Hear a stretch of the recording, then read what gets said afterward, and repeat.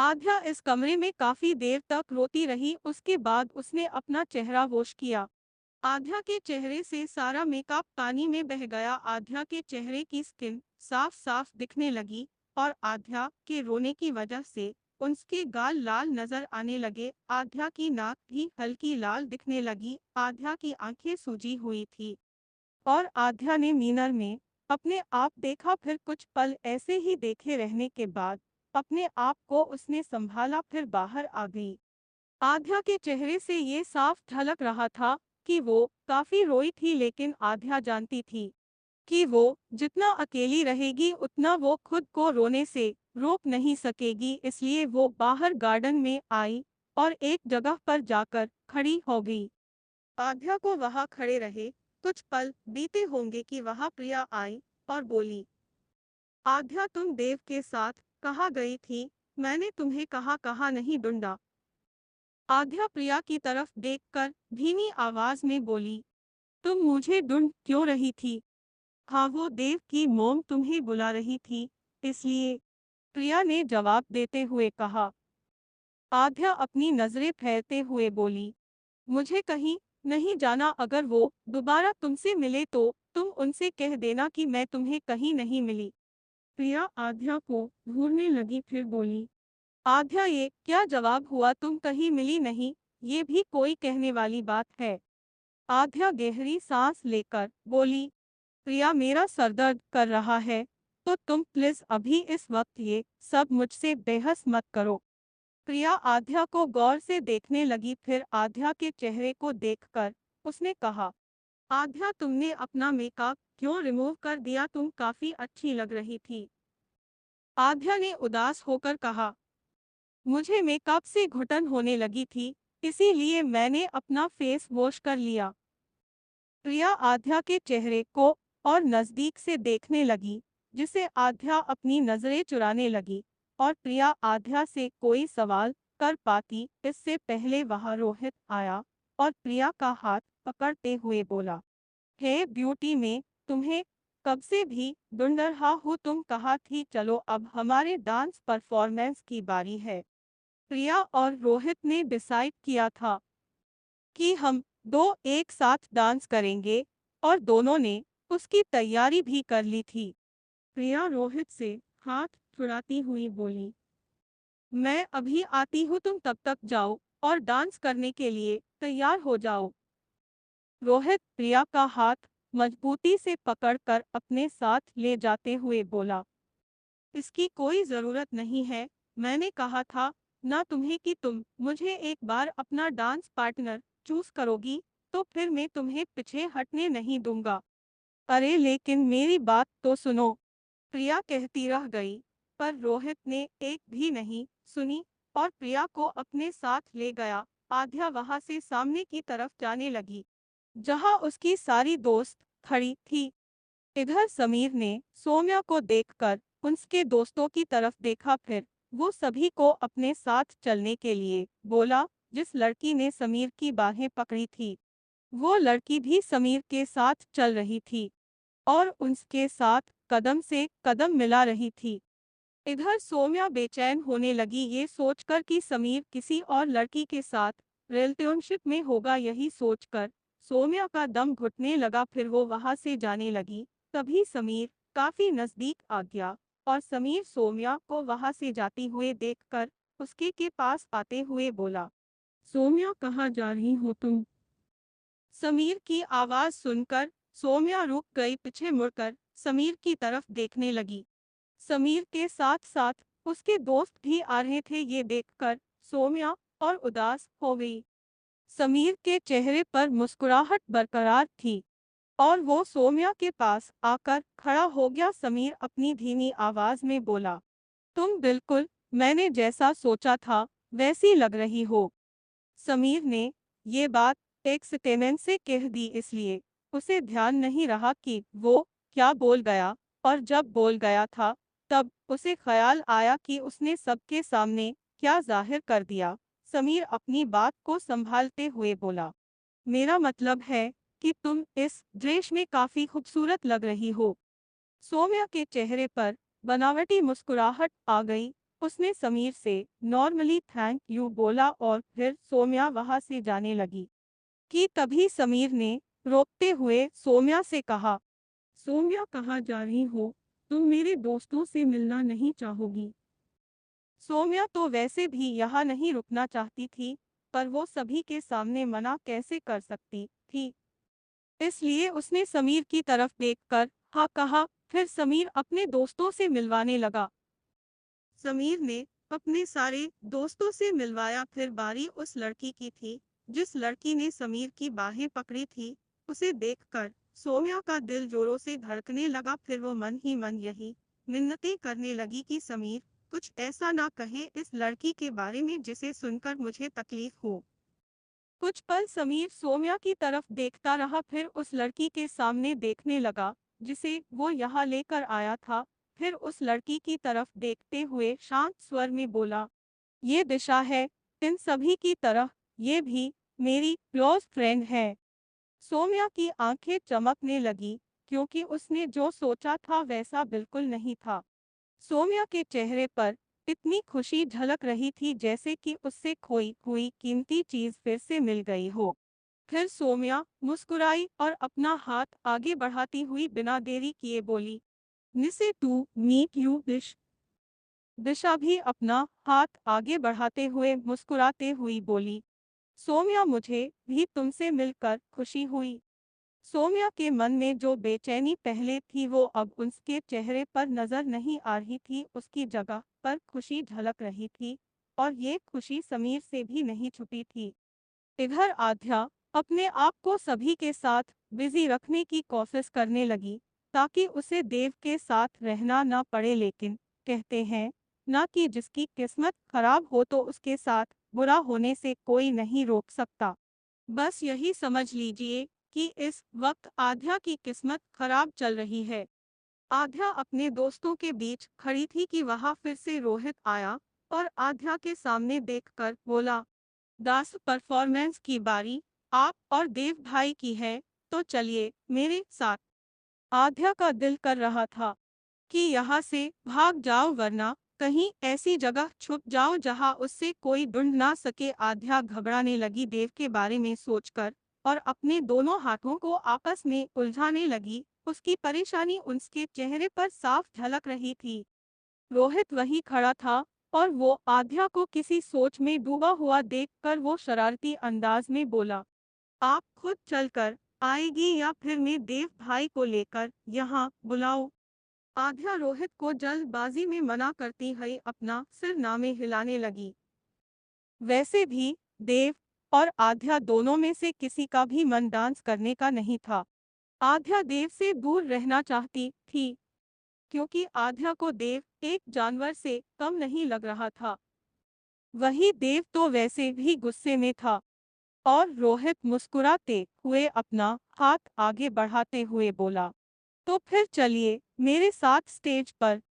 आध्या मुश्किल से अपने चेहरे पर झूठी हंसी लाते हुए अपना हाथ रोहित के हाथ पर रखा, फिर रोहित के साथ जाने लगी, जबकि वो देव के पास जाने से घबरा रही थी क्योंकि उसे देव की करतूतें याद आने लगी। इसलिए उसे देव से अजीब सा डर लगने लगा, हालांकि वो देव को मुंह तोड़ जवाब देती थी। फिर भी देव था तो एक जिद्दी अड़ियल इंसान जो अपने हिसाब से चलता था, इसलिए आध्या को देव से डर लगना लाजमी था। इधर देव की भौहें सिकुड़ी हुई थी और चेहरे पर हमेशा की तरह एटीट्यूड बरकरार था। देव बार बार अपनी वॉच की तरफ देखता था। वैसे तो देव ने भी डांस करने से साफ साफ मना किया था, पर इस वक्त भी उर्मिला ने देव पर गुस्सा किया था और उसने देव से कहा कि वो सबके सामने ऐसा कुछ न करे जिसे फैमिली का मजाक बने। आखिर देव उर्मिला का बेटा था तो कैसे एक मां अपने बेटे को नहीं पहचानेगी। वो अच्छे से जानती थी कि देव कैसा इंसान है। देव स्टेज पर आध्या का इंतजार कर रहा था ताकि वो जल्द से अपनी परफॉर्मेंस खत्म करके फिर यहाँ से चला जाए। रोहित आध्या को लेकर स्टेज पर आ गया और आध्या का हाथ देव के सामने बढ़ाते हुए बोला, ये लीजिए भाई, आपकी अमानत। और गुड लक, अपना बेस्ट देना ताकि सभी की नजरें आपसे हटे नहीं। देव ने रोहित को जवाब नहीं दिया था। रोहित अच्छे जानता था अपने भाई की आदत, इसलिए उसने ज्यादा रिएक्ट नहीं किया। रोहित स्टेज से नीचे चला गया और उसके के जाने के बाद देव ने आध्या को अपनी तरफ खींचकर अपने करीब कर लिया और जैसे ही म्यूजिक ऑन हुआ तो देव बिना इमोशन के आध्या के साथ डांस करने लगा।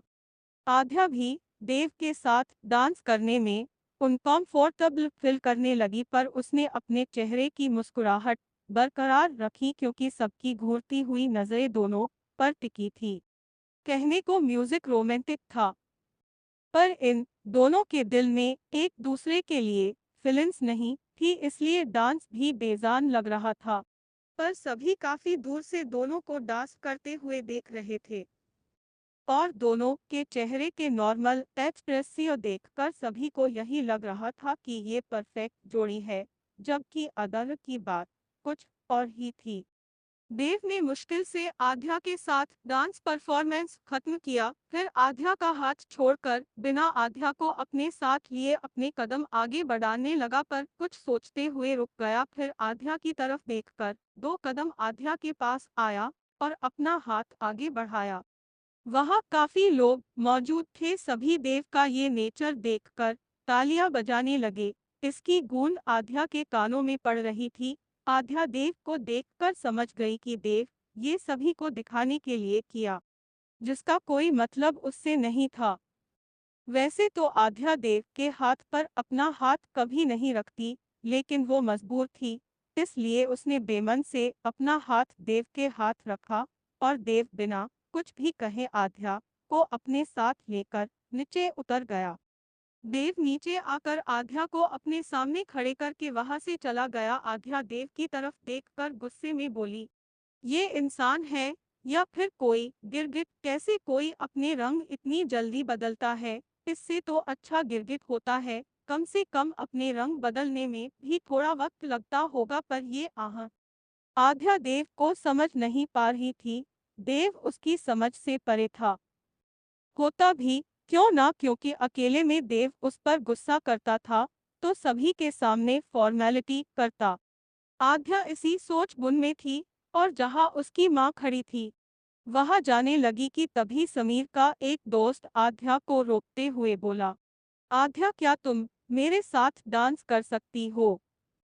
आध्या समीर के दोस्त की तरफ देखने लगी। आध्या उस लड़के के चेहरे की एक्साइटमेंट देखकर वो मना नहीं कर सकी और उसके साथ डांस करने के लिए मान गई। इधर देव वहीं एक जगह पर जाकर एक खाली चेयर पर बैठ गया और देव के चेहरे के भाव नॉर्मल थे। देव को ये नहीं पता था कि उसके पीछे वाली चेयर पर सागर बैठा और सागर की नजरें डांस कर रही आध्या और उस लड़के के सामने थी। सागर देव की तरफ देखकर मुस्कुराते हुए बोला, वेस तुम्हें फर्क नहीं पड़ता होगा कि तुम्हारी होने वाली वाइफ किसी और के साथ डांस कर रही है? देव ये सुनकर पीछे मुड़ गया और सागर की तरफ देखने लगा। सागर देव को सामने की तरफ इशारा करने लगा और देव सागर से नजर हटाकर सामने की तरफ देखने लगा। सामने काफी सारे लड़के और लड़कियां अपने पार्टनर के साथ कपल डांस कर रहे थे और बीच में थी आध्या किसी और लड़के के साथ डांस कर रही थी। उस लड़के ने आध्या की खुली कमर पर अपना हाथ रखा था। वो लड़का आध्या के साथ काफी क्लोज होकर डांस कर रहा था। उस लड़के ने आध्या की खुली कमर पर हाथ रखा था और वो लड़का आध्या के साथ काफी क्लोज होकर डांस कर रहा था। ये देखकर देव के हाथों की मुट्ठियां इतनी भींचने लगी थी कि उसके हाथों की नसें दिखने लगी थी। और सागर कहाँ शांत रहने वालों में से था, वो तेज आवाज में बोला, कोई तुम्हारी चीज को कितने करीब से छू रहा है और तुम यहाँ खामोश हो? देव जो कि गुस्से में था, वो सागर की बात सुनकर शांत रहने की कोशिश करते हुए बोला, वो मेरी चीज होने से पहले मेरी डील का जरिया है। देव ने ये साफ शब्दों में बोल दिया था, जिसे सुनकर सागर सीरियस होते हुए बोला, माना कि वो तुम्हारी डील का एक जरिया है, पर भूलो मत कि तुम्हारी शादी उसी के साथ होने वाली है। वैसे तो सागर देव को परेशान करने के लिए ये सब बातें बोल रहा था, पर देव की बात सुनकर उसने ये बात सीरियस टोन में कही, जिसे सुनकर देव सागर की तरफ देखकर घमंड से बोला, मैं उसे शादी सिर्फ अपनी डील के लिए कर रहा हूँ। इतना बोलकर देव वहां से जाने लगा और सागर जाते हुए देव को देखकर फिर बोला, तुम्हारी बातों से लग रहा है कि तुम्हें प्यार से कोई मतलब नहीं है, सिर्फ अपने प्रॉफिट के बारे में सोच रहे हो, क्या ये सही कर रहे हो तुम? देव रुक गया और अपनी वॉच को सही करते हुए सागर की तरफ एक नजर देखकर बोला, इश्क सिर्फ इंसान को डुबाने के लिए है, इश्क करना यानी अपना सब कुछ बर्बाद करना, और मैं अपने आप को बर्बाद नहीं कर सकता है। सागर मुस्कुराया और चेयर से उठकर देव के सामने जाकर खड़ा हो गया और उसने भी देव की टोन में जवाब देते हुए कहा, मिस्टर देव, मैं देखना चाहूंगा कि आपका ये घमंड कब तक रहेगा, और मैंने कहीं सुना भी था कि इंसान का घमंड एक ना एक दिन जरूर टूटता है, और मुझे बेसब्री से इंतजार रहेगा तुम्हारे इस घमंड को टूटते हुए देखने का। सागर ने ये बात देव की आंखों में देखते हुए कही थी। सागर को देव से बिल्कुल भी डर नहीं लगा और वो बिना झिझक के ये कह गया। देव सागर की ये बात सुनकर शांतिर मुस्कुराते हुए बोला, फिर तो तुम इंतजार करते करते मर जाओगे। देव सागर से इतना बोलकर वहां से चला गया और सागर के चेहरे पर मुस्कुराहट आ गई। सागर अकेले अकेले बड़बड़ाने लगा, इश्क और दिल में से तुम्हें सिर्फ इश्क डुबाएगा, और ये वक्त जरूर आएगा और मैं उस दिन का इंतजार बेसब्री से करूंगा। इधर आध्या उस लड़के के साथ डांस कर रही थी कि तभी देव आध्या के पास आया और बिना किसी वार्निंग के उस लड़के का हाथ आध्या की कमर से हटाकर दूर किया। फिर देव बिना कुछ कहे आध्या का हाथ पकड़कर वहां से ले जाने लगा। आध्या देव के अचानक से आ जाने से और उसको इस तरफ से ले जाते हुए देखकर सहमी हुई आवाज में बोली, तुम क्या कर रहे हो और मुझे कहाँ ले जा रहे हो? देव ने आध्या की बात को इग्नोर करते हुए चलना जारी रखा और देव को देखकर आध्या को नहीं लगा कि वो गुस्से में है।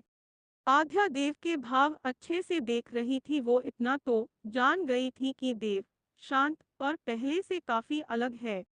पर आध्या फिर से देव को विला की तरफ जाते हुए देखकर वो याद करने लगी कि थोड़ी देर पहले कमरे में देव ने उसके साथ बहुत गंदे तरीके से पेश आया था। वो याद करते ही आध्या को घबराहट होने लगी और सोचने लगी थी कि देव फिर से कोई उस पर जुल्म करने वाला तो नहीं। आध्या जितना सोच पा रही थी उसे यही लगा था, इसलिए उसने अपने आप को देव की पकड़ से छुड़ाते हुए बोली, मुझे तुम्हारे साथ कहीं नहीं जाना, छोड़ दो मुझे। देव तब तक नहीं रुका जब तक कमरा नहीं आया, और कमरे को देखकर आध्या को लगा कि देव फिर से उस पर कोई टार्चर करेगा, इसलिए वो देव से गुस्से में बोली, अब क्या बाकी रह गया है, तुम्हारा इतना तो टॉर्चर कर चुके हो तुम। देव ने एक नजर आध्या की तरफ देखा, फिर बिना कुछ भी कहे आध्या को वॉशरूम की तरफ ले जाने लगा। आध्या को समझ नहीं आ रहा था कि देव आखिर वॉशरूम की तरफ क्यों ले जा रहा है। आध्या की घबराहट और ज्यादा बढ़ गई थी, इसलिए वो तेज आवाज में बोली, मुझे वॉशरूम की तरफ क्यों ले जा रहे हो तुम, छोड़ो मेरा हाथ। पर देव कहा मानने वालों में से था। देव आध्या को वॉशरूम में लेकर आया और आध्या को शोवर के नीचे खड़ी की। ये देखकर आध्या ने अपने होंठ कुछ कहने के लिए हिलाए थे कि तभी उनके ऊपर ठंडा पानी गिरने लगा। आध्या ने शोवर के नीचे से हटने की कोशिश की, पर देव ने आध्या को दीवार के सहारे सटा दिया, जिसे आध्या वहां से हिल भी नहीं पा रही थी। देव ने अपना हाथ आध्या की खुली कमर पर रखा और फिर वो उसकी कमर पर अपना हाथ फिराने लगा, जिसे आध्या देव पर गुस्सा होती हुई बोली, तुम पागल हो गए हो, तुम्हारा दिमाग खराब है, तुम साइको हो। आध्या देव को भला बुरा बोलती रही, लेकिन देव सारी बातें इग्नोर करते हुए आध्या की कमर को साफ कर रहा था। दोनों भीग गए थे। देव काफी देर तक आध्या की कमर को ऐसे साफ कर रहा था जैसे वो किसी छोटे बच्चे की मालिश कर रहा हो। अब आध्या भी चुप हो गई थी, क्योंकि उसे पता चल गया था कि जिस इंसान से उसकी शादी होने वाली है वो अड़ियल, जिद्दी और किसी की भी बातों को मानने वालों में से नहीं है। इससे बहस करना यानी पागल होने के बराबर था। देव आध्या के काफी करीब था, इतने करीब की था कि उसे आध्या की सांसें अच्छे से सुनाई दे रही थी और आध्या ने अपनी आंखें बंद की हुई थी, क्योंकि उसे देव की छून से अनकंफर्टेबल फील कर रही थी। देव आध्या की इस हरकत को देखकर कुछ पल के लिए अपने आप को सके करीब जाने से रोक ना सका। वो अपना चेहरा आध्या के चेहरे के करीब ले जाने लगा और देव अपने होठ आध्या के होठों पर रखने वाला था कि तभी उसे अपनी गलती का एहसास हुआ और वो 2 कदम पीछे हो गया। भले ही आध्या की आंखें बंद थी, पर वो अपने चेहरे पर पड़ती देव की सांसें अच्छे से महसूस कर रही थी और अचानक से उसके ऊपर पर पानी पड़ना बंद हुआ। तब उससे एहसास हुआ कि देव उससे दूर हो गया है और आध्या ने अपनी आंखें खोली। उसके सामने देव था। देव ने अपने कदम वॉशरूम से बाहर की तरफ बढ़ा दिए। वॉशरूम से बाहर आकर देव ने हैंगिंग रैक पर से टॉवेल लिया और आध्या की तरफ फेंकते हुए बोला, तुम अपने आप को साफ कर लो, तब तक मैं कपड़ों का इंतजाम करता हूँ। देव ने टॉवेल आध्या के मुंह पर फेंका था। आध्या ने अपनी आंखें बंद कर ली थी, फिर गहरी सांस लेकर वो टॉवेल से अपने चेहरे को पोंछते हुए देव को मन ही मन बोली, समझता क्या है, ये अपने आप को जंगली कुत्ता। हाँ। आध्या वॉशरूम में काफी देर से इंतजार कर रही थी कि अभी देव उसे ड्रेस देने आएगा, पर काफी वक्त गुजर जाने के बाद भी देव नहीं आया। तब आध्या ने दरवाजा खोलकर अपना सिर बाहर निकाल कर देखने लगी और उसकी नजर सामने गई। देव वही बिस्तर पर बैठा था, वो भी कपड़े बदल कर, और बिस्तर पर एक ड्रेस भी पड़ी थी। आध्या देव को घूरते हुए बड़बड़ाते हुए बोली, ये देव अपने कपड़े बदल कर बैठा है और मेरे लिए ड्रेस लाया था, फिर भी नहीं दी। आध्या को देव पर गुस्सा आने लगा, पर उसने इस वक्त अपने गुस्से को साइड किया, फिर धीमे कदम भरती हुई बाहर आने लगी। देव फोन पर किसी से बात कर था, पर जब आध्या वॉशरूम से बाहर आई तो आध्या ने वॉशरूम का दरवाजा हल्के से बंद किया, पर कमरे में शांत माहौल था, इसलिए देव ने आवाज सुनकर अपनी नजर सामने की तरफ की और देव की नजर आध्या पर चली गई। देव आध्या को नीचे से लेकर ऊपर तक देखने लगा, क्योंकि आध्या ने अपने शरीर को टॉवेल से ढका हुआ था और टॉवेल काफी छोटा था, इसलिए आध्या के आधे पैर दिख रहे थे और आध्या के शरीर पर एक ही दांव था, वो भी देव ने अभी अभी उसे सिगरेट से उसकी बाह पर जला कर दिया था। देव की नजर एक पल के लिए भी आध्या से हटी नहीं थी, और जब देव की नजर उस दांव पर गई जो उसने दिया था, तब देव ने अपनी नजरें आध्या पर से हटा ली और आध्या जल्दी से बिस्तर पर पड़े ड्रेस को लेकर वॉशरूम के अंदर चली गई और ड्रेस चेंज करने के बाद बाहर आई। देव आध्या को देखकर बेड पर से उठ गया और आध्या की तरफ देखते हुए बोला, अब मैंने तुम्हें किसी भी लड़के के साथ ज्यादा क्लोज होते हुए देखा तो तुम्हारे लिए अच्छा नहीं होगा मिस आध्या। आध्या हैरान थी और वो सोचने लगी थी कि थोड़ी देर पहले उससे वॉशरूम में बहुत अच्छे से पेश आया, ये वही इंसान था या फिर कोई और। देव इतना कहकर वहां से जाने लगा, पर कुछ सोचकर रुक गया, फिर बिना आध्या की तरफ देख उसने कहा, अगर तुम्हें किसी ने भी गैर लड़के के साथ क्लोज होते हुए देखा तो उसका इफेक्ट मेरे करियर पर पड़ सकता है, क्योंकि अब तुम मेरी होने वाली वाइफ हो, इसलिए तुम जितना लड़कों से दूर रहोगी उतना तुम्हारे लिए बेहतर होगा। आध्या देव के करियर वाली बात सुनकर उदास हो गई और उसने देव से सवाल तो करना चाहा, पर वो कुछ बोल नहीं पाई और देव न बोलकर बाहर चला गया। इधर संगीत पार्टी खत्म हो गई थी, इसलिए सब अपने अपने घर चले गए थे। गार्डन में देव और आध्या की फैमिली के अलावा कोई नहीं था। आध्या की माँ और वहां खड़े सभी आध्या की तरफ देख रहे थे। आध्या की माँ आध्या की तरफ घूरने लगी। आध्या अपनी माँ की तरफ देखकर नजरें चुराने लगी और उनकी तरफ जाते हुए बोली, वो लहंगा काफी हेवी था, इसलिए मैंने चेंज कर लिया। शोभना जी ने अपनी नजरें दूसरी तरफ कर ली और शोभना जी को ख्याल आया कि जब से सभी यहाँ आए हैं तब से आन्या नहीं दिखाई दे रही। ये ख्याल मन में आते ही शोभना जी प्रिया की तरफ देखकर बोली, आन्या दिखाई नहीं दे रही, वो कहाँ है? प्रिया ने तुरंत जवाब देते हुए कहा, आन्या घर चली गई, उसका सर दर्द कर रहा था इसलिए वो हमसे पहले चली गई। फिर शोभना जी उर्मिला की तरफ देखते हुए बोली, अब हमें घर जाना होगा।